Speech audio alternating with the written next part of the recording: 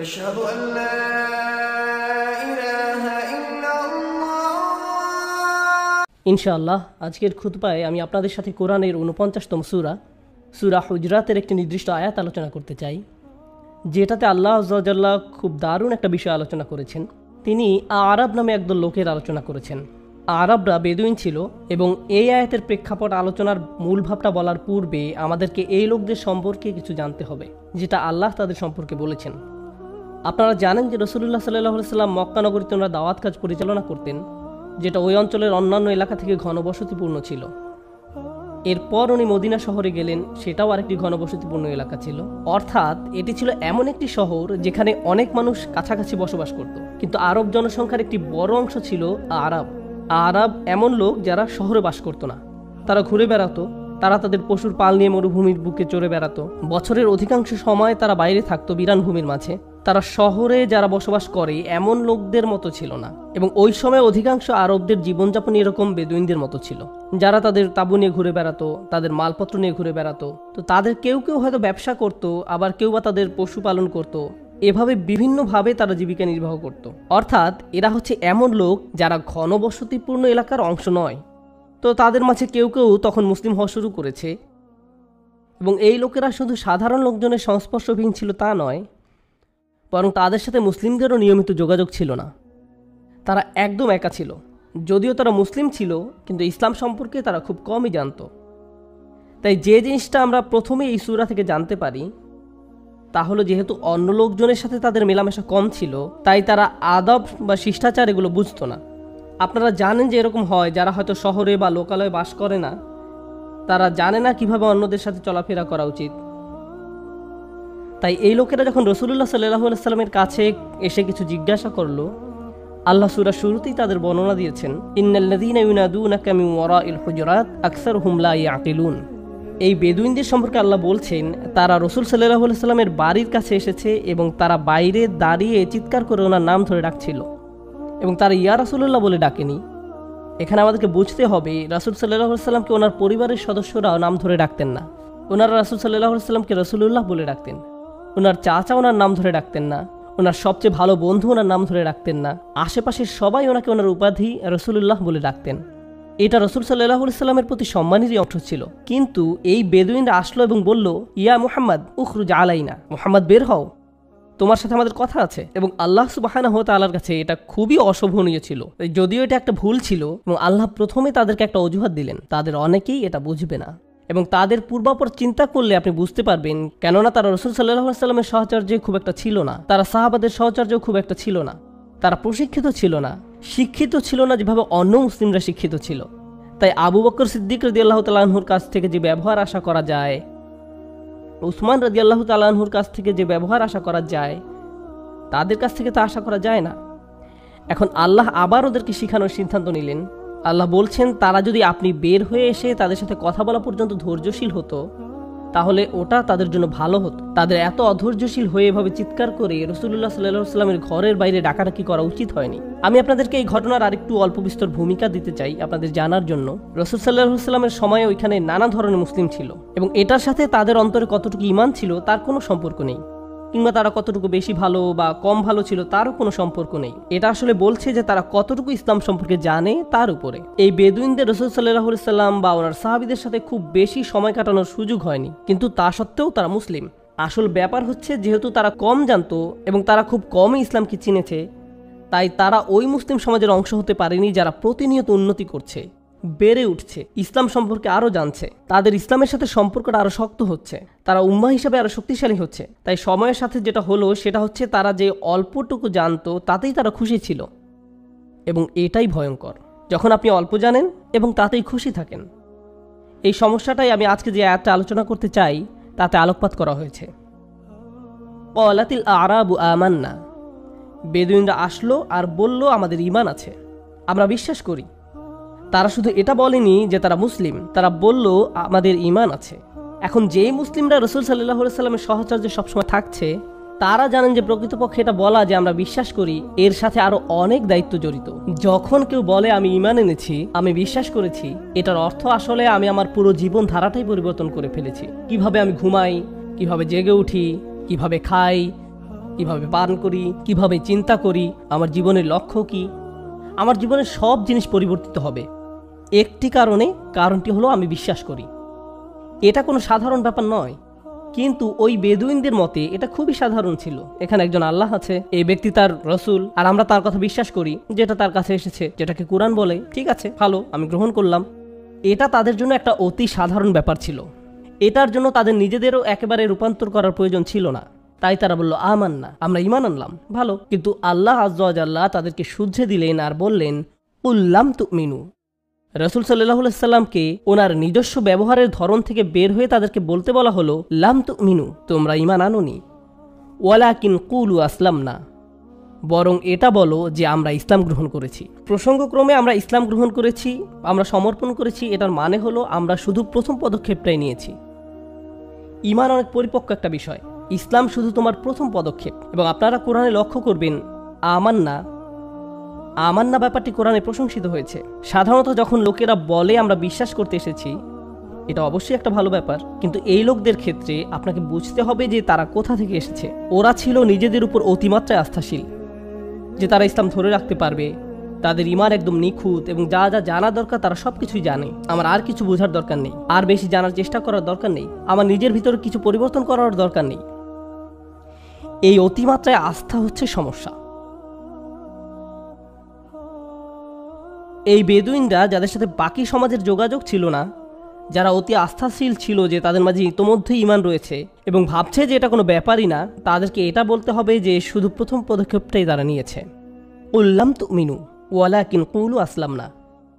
এখন যখন আল্লাহ তাআলা তাদেরকে এটা বলছেন, তারা এটা বুঝতে পারছিল না কেন আল্লাহ মহানবী সাল্লাল্লাহু আলাইহি সাল্লামকে দিয়ে বলাচ্ছেন তোমার শুধু ইসলাম আছে কিন্তু ঈমান নেই। আমরা আল্লাহর উপর বিশ্বাস করি, আমরা রাসূল সাল্লাল্লাহু আলাইহি সাল্লামকে বিশ্বাস করি, আমরা আখিরাতে বিশ্বাস করি, আর কি দরকার? কেন আপনি বলছেন যে আমাদের শুধু ইসলাম আছে, ঈমান নেই? আমাদের সেই উচ্চ স্তরে যায়নি? আল্লাহ নিজেই এই প্রশ্নের উত্তর দিচ্ছেন, ওয়ালাম্মা ইয়াদখুলুল ঈমানা ফি কুলুবিকুম। ঈমান, বিশ্বাসের উপহারটা, স্বীকারোক্তি এখনো তোমাদের অন্তরে প্রবেশ করেনি, এখনো তোমাদের অন্তরে পৌঁছায়নি। এর মধ্য দিয়ে আমরা খুব কঠিন একটা বাস্তবতা দেখা পাচ্ছি। ঈমান এমন কোনো ব্যাপার নয় যেটা এমনি এমনি হয়ে যায়।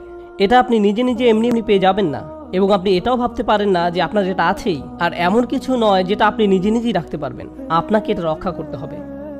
কুরআনের অন্য আরেকটি জায়গায় আল্লাহ আসলে পাথরের সাথে তুলনা করেছেন, পাথরের সাথে তুলনা করেছেন যার একেবারে গভীরে রয়েছে পানি, এবং আল্লাহ এই পানিটিকে ঈমানের সাথে তুলনা করেছেন। এখন আল্লাহ এই আয়াতে আমাদেরকে বলছেন যে এই বেদুইনদের জানতে হবে যে তারা এমনি এমনি তাদের ঈমান ধরে রাখতে পারবে না, শুধুমাত্র এই কারণে যে তারা সহজেই ইসলামের ছায়াতলে এসেছে। তারা এত কিছু বক্তব্যের সাথে একমত হয়েছে এবং তারা ভাবছে এটাই তাদের জন্য যথেষ্ট। কেন আমি এটা আপনাদের সাথে শেয়ার করছি? কারণ পুরো বিশ্ব জুড়ে, আমেরিকায়, ইউরোপে, অস্ট্রেলিয়ায়, বিশ্বের অনেক জায়গাতেই, বিশেষত যেখানে মুসলিমরা সংখ্যালঘু, অনেক মুসলিম সমাজেই খুব অল্প সংখ্যক লোকের সমষ্টি, এবং তাদের জন্য জানার বা বেড়ে ওঠার সুযোগ খুবই সীমিত। তাই এই উদাহরণস্বরূপ বলা যায় কোনো জনগোষ্ঠীর বাবা মায়েদের ইসলামিক জ্ঞান অত্যন্ত কম। এটা তাদের দোষ না, তারা ইসলাম সম্পর্কে খুব অল্পই জানে। এরূপ তাদের সন্তান হয়, তাদের সন্তানরা স্কুলে যায়, তারা সেখানে 8 ঘন্টা 10 ঘন্টা সময় কাটায় বাসার বাইরে, বাবারা থাকে কাজে। এই বাচ্চারা বাসায় ফিরে 3-4 ঘন্টা ব্যস্ত থাকে তাদের স্কুলের বাড়ির কাজ নিয়ে। এরপর তারা কিছু ভিডিও গেমস খেলে, টিভি দেখে, এবং যতক্ষণে দিন শেষ হয়ে যায় আপনি আসলে ইসলাম সম্পর্কিত কিছুই করেননি। ন্যূনতম যেটা হয়তো আপনি করেছেন তা হলো তাদেরকে বলেছেন এই চলো নামাজ পড়তে যাই, অথবা এই চলো মাগরিব নামাজটা পড়ে আসি। ও না, এখন আবার আমাকে নামাজ পড়তে হবে।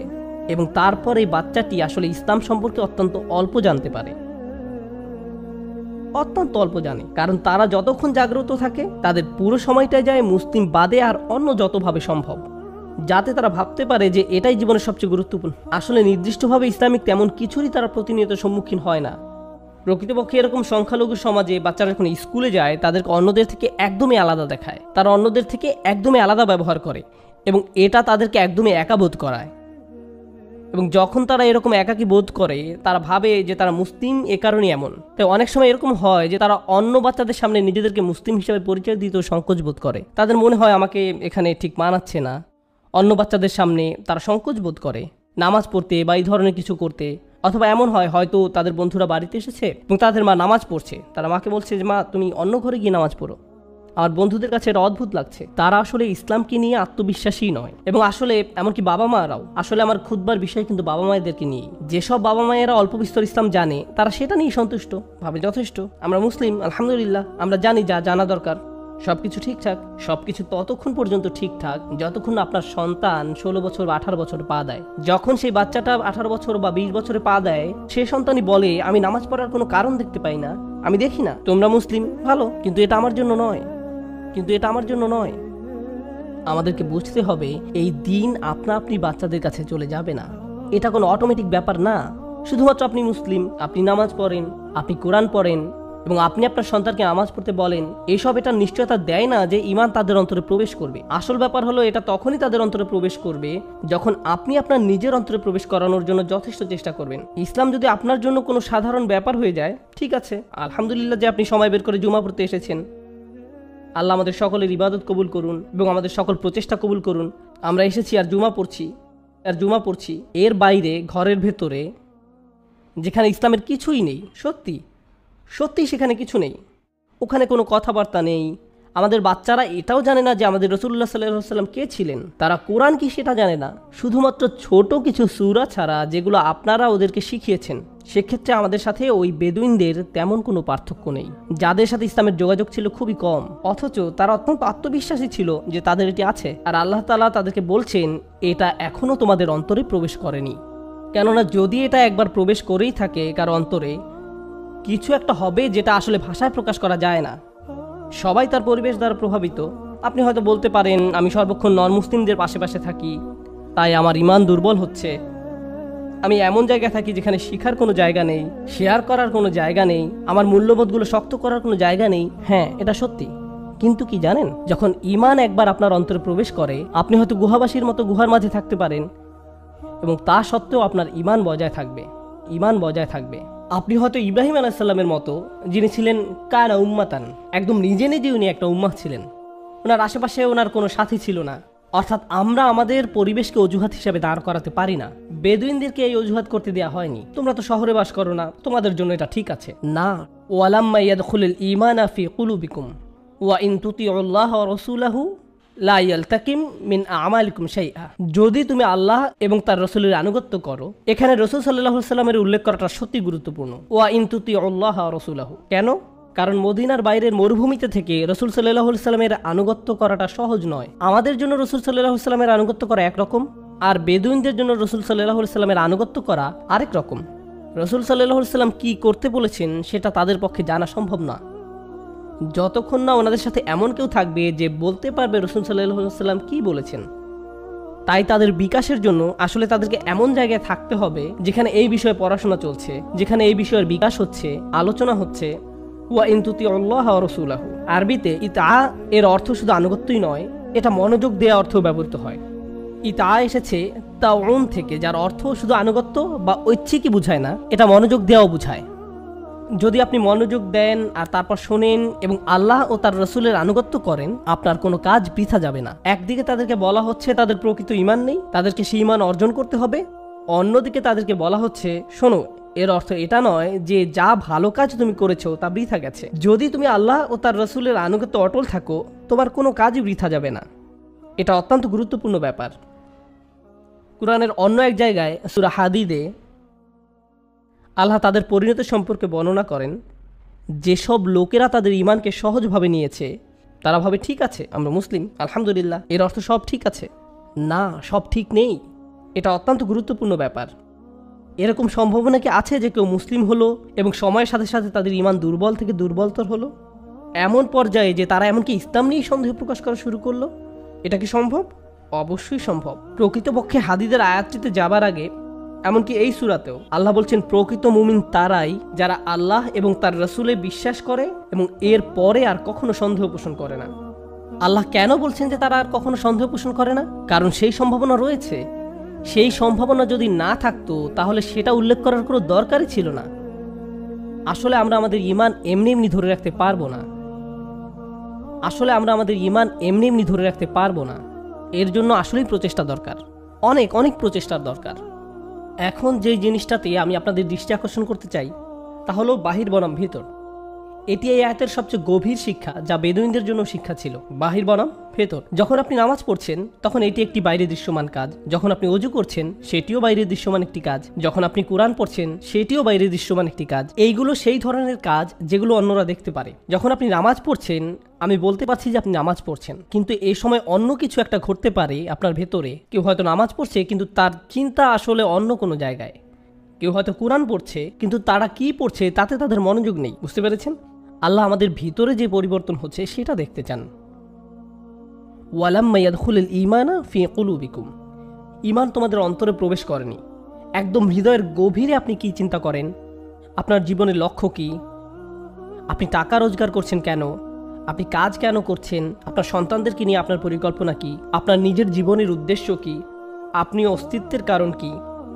প্রত্যেকের আর্থিক লক্ষ্য আছে। আপনি ভাবেন যে এই পরিমাণ অর্থ আমি এই বছর উপার্জন করব, এত পরিমাণ সঞ্চয় করতে চাই, ওই জায়গায় আমি জমি কিনতে চাই, এই পরিমাণ অর্থ আমাকে পরিশোধ করতে হবে। এই প্ল্যানগুলো আপনার মাথায় থাকে, কিন্তু আল্লাহকে নিয়ে আপনার লক্ষ্যগুলো কোথায়? এই প্রশ্নটাই আমি আমাকে করি এবং আপনাদের নিজেদেরকেও করা দরকার। এবং আপনার অর্থ, গাড়ি, স্কুল, বিয়ে, এসব সকল বিষয় নিয়ে আপনার মনে যেই চিন্তা আছে সেগুলো আপনার হৃদয়ে জায়গা করে ফেলে। আপনি সব সময় সেগুলো নিয়ে চিন্তা করেন। আপনি যখন গাড়ি চালান আপনি তখন চিন্তা করেন, বাসায় বসে থাকলে আপনি সেগুলো নিয়ে চিন্তা করেন। এর অর্থ এই জিনিসগুলোতে আপনার অন্তর পরিপূর্ণ হয়ে গেছে। আল্লাহ নিজের জন্য সেই জায়গাটি চান। আল্লাহ বলছেন না যে আপনি সেই চিন্তাগুলো করবেন না, কিন্তু এই সব কিছুর মাঝে আল্লাহর স্থানটি কোথায়? আমি আল্লাহর জন্য কি করছি? আমি আল্লাহর জন্য কি করছি?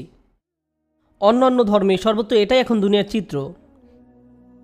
আর সমাজবিজ্ঞানে এই জিনিসটা নিয়ে সবসময় বলেন যে এখন কিভাবে প্রধানমন্ত্রী খ্রিস্টান, হিন্দু, বৌদ্ধ, ইহুদি, এমনকি মুসলিমরাও তারা তাদের ধর্মকে খুব সহজভাবে নেয়। এটা এমন জিনিস যেটা তাদের বাবা মা তাদেরকে উত্তরাধিকার সূত্রে দেয়। তাই বেশিরভাগ সন্তান যারা আজকাল বড় হচ্ছে ধার্মিক হচ্ছে না, কারণ এটা শুধু তাদের বাবা মার একটি সংস্কৃতি।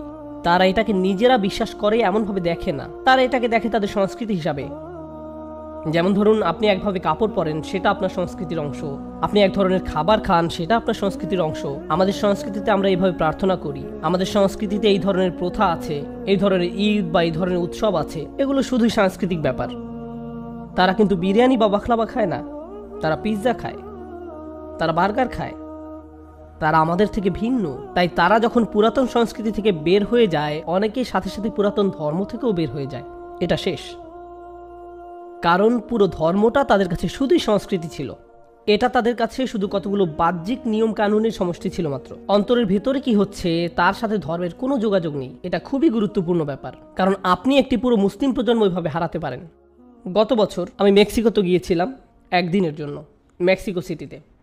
আমি যখন সেখানে ছিলাম, যেটা বিশ্বের সবচেয়ে জনবহুল শহরগুলোর একটি, 38 মিলিয়ন লোকের বাস, আমার মোবাইলে হালাল দোকান খোঁজার অ্যাপস ছিল, যা দিয়ে আমি হালাল দোকান খুঁজছিলাম, কারণ সেখানে আমাকে আরও 6-7 ঘন্টা থাকতে হবে আমার স্ত্রী সহ। আমি 2টা রেস্টুরেন্ট পেলাম, তো আমরা একটা মরক্কান রেস্টুরেন্টে গেলাম। যাই হোক, আমরা গেলাম সেখানে। সেই মরক্কান ভাই এই রেস্টুরেন্টটি চালু করেন 1972 সালের দিকে। এটা তখন সেখানকার 2টা হালাল রেস্টুরেন্টের মাঝে একটা ছিল। এটি ছাড়া আরেকটা পাকিস্তানি রেস্টুরেন্ট আছে। তো আমরা কথা বলা শুরু করলাম। আমি প্রশ্ন করলাম, তুমি ব্যবসা করো কিভাবে, তোমার ক্রেতা কোথায়? পুরো শহরে যে জুমাটা হয় সেখানে মাত্র 2 থেকে 300 লোক আসে। মনে হয় 2টি মসজিদ আছে, সব মিলে 300 লোক হবে। এর মাঝে একটা মসজিদ হচ্ছে আবার একজন বয়স্কা মহিলার, যিনি মুসলিম হয়েছিলেন এবং তার বাড়িটা মসজিদ হিসাবে দান করে দিয়েছেন, এবং জুমার নামাজ সেখানেই হয়েছিল। আমি জিজ্ঞেস করলাম, এরাই কি সর্বমোট মুসলিম জনগোষ্ঠী? সে বলল, না, এরাই সব না। মূলত 1970 বা 80-র দিকে মেক্সিকো তার বর্ডার খুলে দিয়েছিল, কারণ তারা তাদের ইঞ্জিনিয়ারিংয়ে অনেক উন্নয়ন করতে চাচ্ছিল। তাই তারা তাদের বর্ডার খুলে দিয়েছিল। তখন সিরিয়া, জর্ডান, বাংলাদেশ, এরকম বিভিন্ন মুসলিম দেশ থেকে লোকজন আসলো সেখানে, লাখে লাখে লাখে লাখে। তারা বিভিন্ন ধরনের ইঞ্জিনিয়ারিং, মেকানিক্যাল, এই ধরনের টেকনিক্যাল কাজে সেখানে যোগ দিল। তো আমি জিজ্ঞেস করলাম, তারা সবাইকে আবার ফেরত গেছে? তারা সবাইকে আবার ফেরত চলে গেছে? সে বলল, না, তারা আছে, শুধু তাদের সন্তানরা আর মুসলিম নেই। তাদের সন্তানরা আর মুসলিম নেই। লাখে লাখে লোক, এবং মাত্র কয়েকশো লোক জুমা পড়ছে। এটা খুবই বাস্তব একটি ঘটনা। এই ধরনের ঘটনা ঘটে যখন আপনি শুধু আপনার কাজ নিয়ে চিন্তা করেন। আপনি টেবিলে খাবার সরবরাহ করেন, কিন্তু আপনি আপনার অন্তরের ক্ষুধা নিয়ে চিন্তাই করেন না। আমরা মুসলিম, আলহামদুলিল্লাহ, আর কি দরকার? শুনুন, আপনি হয়তো চিন্তা করছেন আপনার ক্যারিয়ার, আপনার সঞ্চয়, আপনার ভবিষ্যৎ নিয়ে, কিন্তু আমি একটা ভয়ানক কথা বলি যেটা নিয়ে আমি, আপনি, আমাদের সবার চিন্তা করা উচিত। যখন আমরা আল্লাহর সামনে দাঁড়াবো, আমাদেরকে আল্লাহকে জবাব দিতে হবে। কেন লা ইলাহা ইল্লাল্লাহর যে উপহারটি আপনাকে দেয়া হয়েছিল, আমাকে দেয়া হয়েছিল, মুহাম্মদুর রাসূলুল্লাহ সাল্লাল্লাহু আলাইহি সাল্লামের যে উপহারটি দেয়া হয়েছিল আমাদেরকে, যেটা খুব সহজেই আমরা আমাদের সন্তানদের মনে গেঁথে দিতে পারতাম, তা কেন আমরা করতে ব্যর্থ হয়েছি? কারণ আমরা অন্য কাজে ব্যস্ত ছিলাম। অন্য কাজে এতই ব্যস্ত ছিলাম যে 2-1 প্রজন্মের মাঝেই লা ইলাহা ইল্লাল্লাহ বলার মতো আর কেউ থাকছে না। এই জন্য আল্লাহর কাছে আমাদেরকে জবাবদিহি করতে হবে। فطال عليهم الأمد فقست قلوبهم وكثير منهم فاسقون। আল্লাহ বলছেন তাদের উপর সুদীর্ঘকাল অতিক্রান্ত হয়েছে, অতঃপর তাদের অন্তরসমূহ কঠিন হয়ে গেছে এবং তাদের অধিকাংশই ফাসেক হয়ে গেছে। এই কারণেই আমি আপনাদের সাথে এই আয়াতটি শেয়ার করতে যাচ্ছিলাম। সবাই ভাবে তাদের পরিবার এগুলো থেকে নিরাপদ। কারো যদি এরকম চিন্তা করার অধিকার থেকে থাকে তাহলে সেটা হতো ইব্রাহিম আলাইহিসসালাম। ইব্রাহিম আলাইহিসসালাম বলতে পারতেন, আমি আমার সন্তানদেরকে সঠিকভাবে গড়ে তুলেছি। তার সন্তানরা আল্লাহর প্রতি সমর্পণের ক্ষেত্রে এতই অনুগত ছিল, ইফআল ইয়া আবাত ইফআল মা তু'মার, বাবা তাই করুন যা আপনাকে করতে বলা হয়েছে। যদি আল্লাহ আপনাকে বলে থাকেন আমাকে কোরবানি করতে হবে, তাই করুন বাবা, ঠিক আছে, এটা আল্লাহর ওয়াস্তে।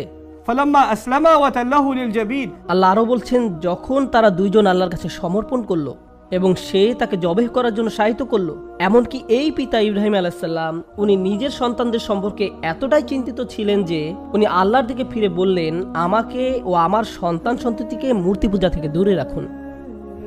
উনি বলেননি ওয়াজনুবনি ওয়া যুররিয়াতি, আমাকে এবং আমার বংশধরদেরকে দূরে রাখুন। আর না'বুদাল আসনাম, উনি আল্লাহকে বলছেন, হে আল্লাহ, আমাকে এবং আমার ছেলেদেরকে মূর্তি পূজা থেকে রক্ষা করো। উনি যদি বলতেন যুররিয়াতি, তাহলে বোঝাতো আমাকে, আমার সন্তানদের, তাদের সন্তানদের, তাদের নাতি নাতনি সবাইকে তুমি মূর্তি বা আইডল পূজা থেকে রক্ষা করো। উনি এতদূর পর্যন্ত চিন্তা করছেন না। উনি চিন্তিত যে উনি নিজে এবং ওনার সন্তানদের জন্য। এমনকি তারা আল্লাহর কাছে সমর্পণ করার পরে উনি মনে করছেন যে ওনারা নিরাপদ নয়। হে আল্লাহ, একমাত্র তুমি আমাদেরকে নিরাপদ রাখতে পারো। রব্বি ইন্নাহুন্না আযাল্না কাসীরাম মিনান নাস। এই দোয়াটা পরে আমি সত্যিই স্তম্ভিত, আমি পুরোপুরি অবাক। কাবা সেই বাড়ি যা তিনি বানিয়েছিলেন, উনি বানিয়েছিলেন তার ছেলেকে সাথে নিয়ে। এরপর উনি আবার ওই শহরে যখন ফেরত আসলেন, তখন সেখানকার সবাই আল্লাহর ইবাদত করত। এরপরও উনি চিন্তিত এবং আল্লাহর কাছে দোয়া করছেন, হে আল্লাহ, আমাকে এবং আমার ছেলেদেরকে মূর্তি পূজার হাত থেকে রক্ষা করো। তাই এখন শেষ যে জিনিসটা আপনাদের সাথে শেয়ার করতে চাই, আমাদের নিজেদের সন্তানদেরকে নিয়ে যাতে আমরা চিন্তা করতে পারি যে ইসলামকে আমাদের জীবনে খুবই সচেতন একটা ব্যাপার হতে হবে। আমার উপর রাগ হলেও আপনি অন্তত কিছু শুরু করুন, একদম কিছু না করার থেকে। নিজের জন্য, নিজের পরিবারের জন্য এটা আমাদের সকলের চিন্তার বিষয়। প্রত্যেকটি বাচ্চা যারা সন্দেহ করা শুরু করে, প্রত্যেকটি বাচ্চা যারা আল্লাহর কালেমার থেকে ভিডিও গেম নিয়ে বেশি ব্যস্ত, এটা আমাদেরই ক্ষতি। আপনাদেরকে আমি যেটা বলতে চাই সেটা হচ্ছে মূর্তি বা আইডল। ইব্রাহিম আলাইহিস সালাম মূর্তি বা আইডল নিয়ে চিন্তিত ছিলেন। আমাদের সেই সমস্যা নেই, এখানে কোনো মূর্তি নেই, কোনো ক্রস নেই। আমরা এটা নিয়ে চিন্তিত না যে আমাদের সন্তানরা কোনো মূর্তির পূজা করবে। কিন্তু আপনাকে বুঝতে হবে আসলে আইডলটা কি, আসনাম কি। প্রত্যেক প্রজন্মের একটা নিজস্ব আইডল আছে, প্রত্যেক সময়ের একটা নিজস্ব আইডল আছে। আমাদের আজকের সময় আইডল হচ্ছে আরেকটি ব্যাপার। আইডল হচ্ছে এমন জিনিস যেটার আপনি পূজা করেন, যেটার সাথে আপনার আশা আকাঙ্ক্ষা জড়িত, এমন জিনিস যেটা আপনার হৃদয়ে আল্লাহর স্থানটা দখল করে রেখেছে, এটাই আইডল। এবং আমাদের সময়ে খুব স্বাভাবিকভাবেই প্রযুক্তি আইডলে পরিণত হতে পারে।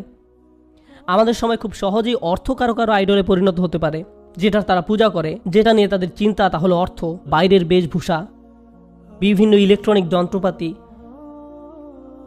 এক সময় মানুষজন কান্না করত কারণ তারা হজ করতে পারেনি, আর এখন মানুষজন কান্নাকাটি করে কারণ তাদের কাছে আইফোন 6 নেই।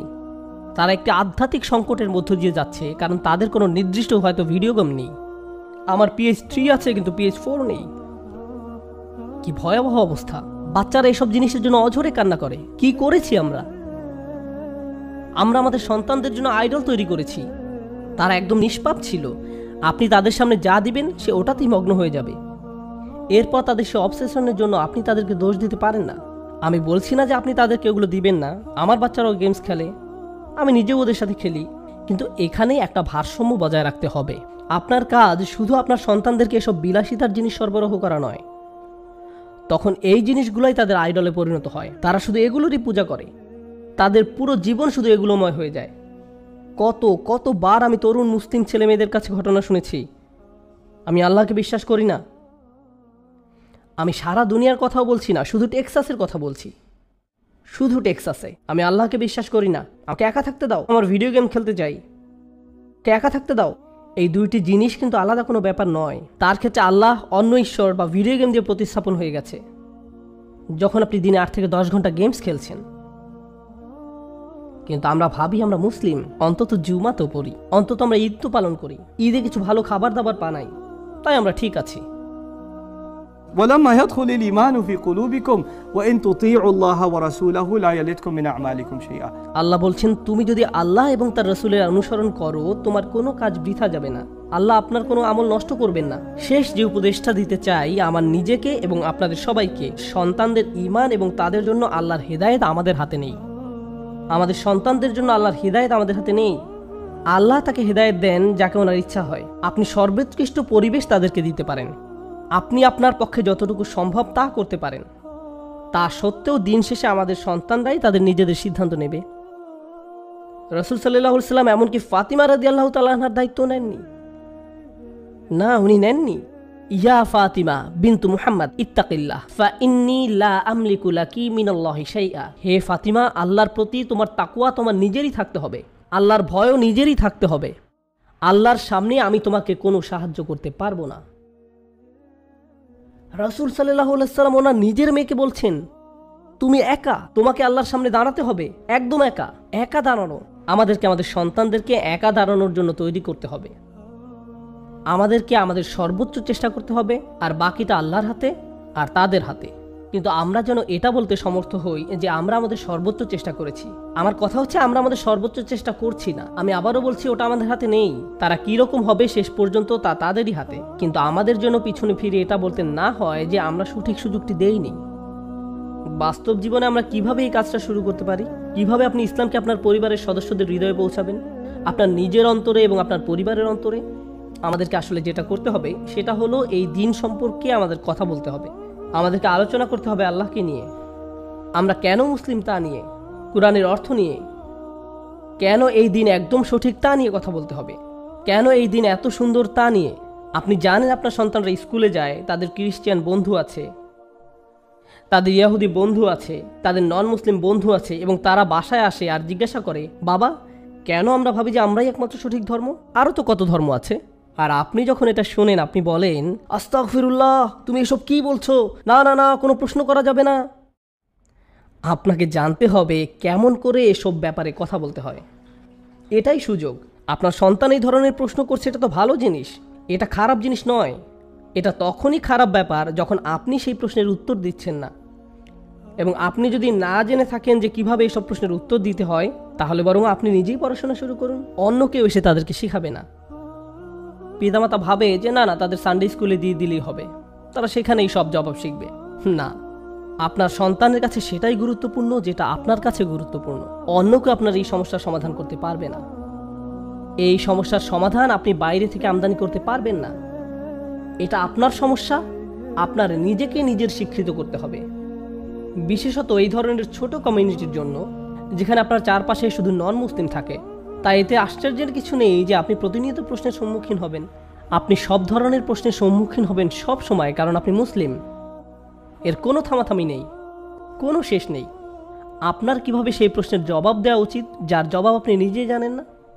আল্লাহর কিতাব এতই শক্তিশালী, এই দিন এতই শক্তিশালী যে আপনি শুধু সেই প্রশ্নের জবাবই শিখবেন না, তৎক্ষণাৎ প্রশ্ন করাও শিখবেন। আপনি এমন অবস্থানে যাবেন যে আপনাকে প্রশ্ন করবে এমন হবে না, বরং উল্টো আপনিই প্রশ্ন করবেন। আপনি বলবেন, আমরা যা করি তার অর্থ নেই, আমার ধর্ম অর্থহীন, তাহলে এটা কি, তাহলে এটা কি, ওইটা কি, এগুলো তোমার কাছে কি অর্থ বহন করে, এটা কি তোমার কাছে অর্থপূর্ণ? আমরা নিজেরা সবসময় ডিফেন্সিভ থাকি, এটা প্রমাণ করি যে আমাদের প্রকৃতপক্ষে সেই ঈমানটা নেই যেটা আমাদের থাকা উচিত। একবার যদি ঈমানের সৌন্দর্য স্বাদ অনুভব করতে পারেন, আপনি তখন অন্যদের সাথে সেটা শেয়ার করতে চাইবেন। আমরা আমাদের সন্তান এবং নিজেদের এইরকম বিরান এলাকায় আমাদের দিনের প্রতিনিধি হিসেবে উপস্থাপন করতে চাই। আমি এখান দিয়ে গাড়ি চালিয়ে আসছিলাম ডালাস থেকে, কিন্তু আমি যখন এখানে আসছিলাম আমি ভাবছিলাম, এটা কেমন জায়গা, কোথাও কিছু নেই, শুধু খালি জায়গা পড়ে আছে বিস্তীর্ণ এলাকা জুড়ে, এবং এর মাঝেও আল্লাহ সিদ্ধান্ত নিয়েছেন যে আপনারা এখানে থাকবেন। লা ইলাহা ইল্লাল্লাহ বলে এমন লোক এখানে থাকবে। জানেন এর মানে কি? এই পুরো এলাকায় যদি ইসলাম সম্পর্কে কেউ না জেনে থাকে, তাহলে সেটা দায় আপনার, আপনার সন্তানদের। আল্লাহ আমাদের এই জায়গায় কোনো কারণ সহই পাঠিয়েছেন। চাকরি আপনাকে আল্লাহ যে কোনো জায়গায় দিতে পারতেন। অর্থ আল্লাহর জন্য সেটা সহজ, কোনো সমস্যাই নয়। আল্লাহ মানুষকে কোনো জায়গায় সেটেল করেন কোনো নির্দিষ্ট কারণে। আল্লাহ মানুষকে কোনো জায়গায় সেটেল করেন অবশ্যই নির্দিষ্ট কোনো কারণে। আপনি এখানে আছেন কারণ দুনিয়ার এই জায়গাটাতে লা ইলাহা ইল্লাল্লাহ প্রয়োজন আছে, এই জায়গার সেটা দরকার আছে। এটা অন্য কোথাও থেকে ডাউনলোড হবে না, এটা আপনার থেকে আসবে, এটা আপনার থেকে আসবে, আপনার সন্তানদের থেকে আসবে। তাই আমাদেরকে এই দায়িত্ব নিতে হবে। আল্লাহ আমাদেরকে কাজ দিয়েছেন, আমাদেরকে স্বাস্থ্য দিয়েছেন, আমাদেরকে সুযোগ দিয়েছেন, আমাদেরকে এত এত রিজিক দিয়েছেন, আমাদেরকে শিক্ষা দিয়েছেন। এখন সময় হলো আপনার আল্লাহর দ্বীনকে কিছু দেবার। প্রথমে নিজের পরিবারকে শক্ত করুন এবং এরপর এমন ব্যক্তি হন যে এই দিনকে নিজের আশেপাশের লোকদের কাছে শেয়ার করে। আমি দোয়া করি যে আমরা সবাই এই বিষয়ে গুরুত্ব সম্পর্কে তাগিদ এবং আমাদের দায়িত্ব অনুভব করি এবং আমরা কেউ এমন ব্যক্তিতে পরিণত না হই যাদের কাছে ঈমান একটা ক্যাজুয়াল ব্যাপার, যাদেরকে বলতে হবে তোমার শুধু ইসলাম আছে, তোমরা এখনো ঈমানের স্বাদ অনুভব করনি। আমি আল্লাহর কাছে দোয়া করি যে উনি আমাদের সবাইকে সুযোগ দেন যেন আমরা ঈমানের স্বাদটা পাই। আল্লাহ আমাদের সেই ঈমান দিক এবং আমাদের সন্তানদের অন্তরে সেই ঈমান দিক এবং আমাদেরকে দায়িত্ববান অভিভাবক এবং কমিউনিটির দায়িত্ববান নেতায় পরিণত করুক। আমি দোয়া করি যে আল্লাহ আমাদের মুসলিমদের অন্তরকে একত্রিত করুন, যেন তারা শুধু শুক্রবার জুমাতেই মসজিদে একত্রিত না হয়, তারা তাদের বাসাতেও মিলিত হয় এবং তাদের সেই প্রত্যেকটি জমায়ে তাদেরকে আল্লাহ নিকটবর্তী করুক, আল্লাহ থেকে দূরে নয়। আমি দোয়া করি যে মুসলিমদের এই মিলন তাদের ভ্রাতৃত্ববোধকে শক্ত করুক, তাদের দিন বোঝাকে শক্ত করবে, তাদের পারস্পরিক ভালোবাসা বৃদ্ধি করবে। বাচ্চাদের অভিভাবকরা, সকল অভিভাবকরা নিজেরা বন্ধুত্ব করবে এবং তাদের বাচ্চারাও নিজের একে অপরের সাথে বন্ধু হবে। এভাবে আমাদের সন্তানরাও মুসলিম বন্ধুদের মাঝে বড় হবে যাদের উপর তারা বিশ্বাস করবে। এটা আমাদের বাচ্চাদের জন্য খুবই গুরুত্বপূর্ণ। আমি এই সব জিনিসগুলো এই কমিউনিটির জন্য দোয়া করি। আল্লাহ এই কমিউনিটিকে রক্ষা করুক এবং কমিউনিটির প্রত্যেকের রিজিকে বারাকা দান করুন। আমিন। বারাকাল্লাহু লি ওয়া লাকুম। আসসালামু আলাইকুম ওয়া রাহমাতুল্লাহ।